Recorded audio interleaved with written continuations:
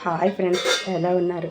ఈరోజు వీడియో ఏమిటి అంటే చూస్తున్నారు కదా, అవసరానికి 6 రకాల పొడులు అనమాట.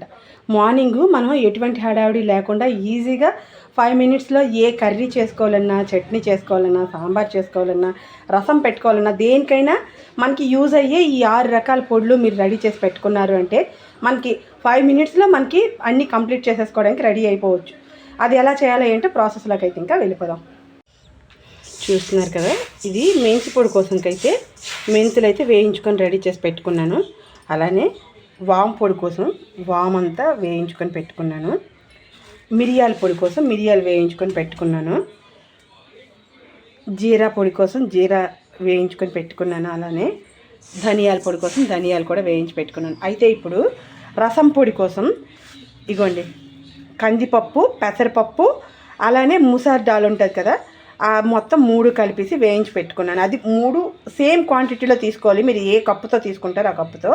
ధనియాలు ఒక 2 టేబుల్ స్పూన్లు, మెంతులు 1 టేబుల్ స్పూను, మిరియాలు 1 టీ స్పూను, జీలకర్ర 1 టీ స్పూను. వీటితో పాటు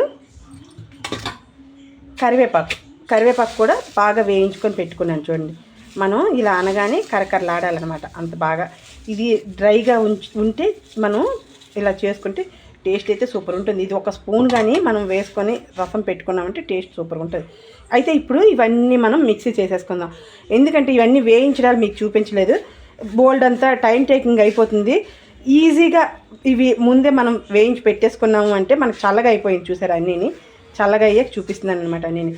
ఇప్పుడు ఇవన్నీ మనం మిక్సీ పట్టేసుకుందాం. ఇంకా వీటితో పాటు కరివేపాకు కూడా ఇందులో వేసేసి మిక్సీ పట్టేయడం. ఇది ఇంకా ఇది దేనికి సపరేట్గా ఇలాగ జీరా పౌడరు, ధనియాల పౌడరు, ఇవన్నీ మనం దేనికి సపరేట్గా చేసుకొని పెట్టుకున్నాము అంటే మనకు మార్నింగు ఎటువంటి హడావిడి లేకుండా ఈజీగా మనకి ఏ కర్రీ కావాలన్నా చేసేసుకోవచ్చు. రసం పెట్టుకోవడానికి కూడా చాలా ఈజీ అవుతుంది.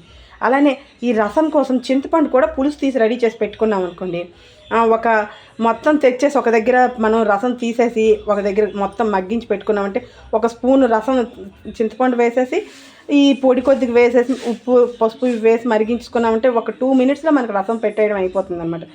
అయితే ఇందులో జీలకర్ర తక్కువ కాస్త వేసాను, ఎందుకంటే మనం మళ్ళీ తాలింపులో వేస్తాం కాబట్టి కాస్త తక్కువ జీలకర్ర అయితే వేసాను.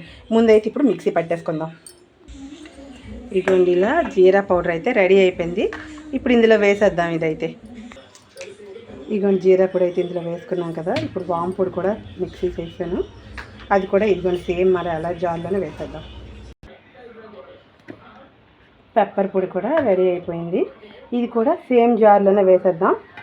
అయితే ఇగోండి, ఇక్కడ ధనియాల పొడి కూడా రెడీ చేసేసుకున్నాం, అది ఇగోండి పెద్ద జార్లో వేసేద్దాం. ఇగోండి, ఇది రసం పొడి,